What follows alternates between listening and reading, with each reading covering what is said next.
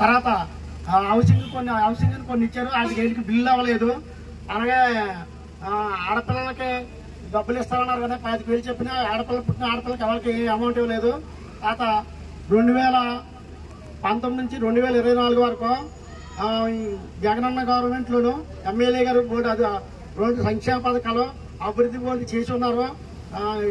రైతు భరోసా కానీ, అమ్మఒడి కానీ, తర్వాత విద్యాదీవెన కానీ, వసతి దీవెన కానీ, రైతు భరోసా కానీ ఇచ్చిన హామీలండి.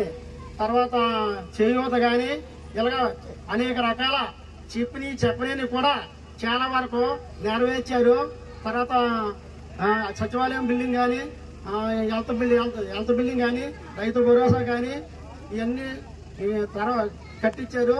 తర్వాత 10 లక్షల grant, high school grant sanction చేశారు ఎమ్మెల్యే గారు. కానీ మా ఊళ్ళో ప్రెసిడెంట్ గారు దానికి ఆమోదం అంటే తీర్మానం ఇవ్వలేదు.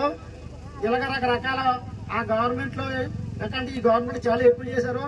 అభివృద్ధి అంటారు కానీ అభివృద్ధి మీద మేము ఏం చేసినా సరే మాకు సహకారం పంచాయతీ బోర్డు మాకు ఏది సహకరించలేదు. లేదంటే ఇంకా చాలా వరకు ముందుకు తీసుకెళ్దాము. తర్వాత నా వల్ల ఏం తప్పు ఉంటే క్షమించాలని వినియోగించుకుంటున్నాం.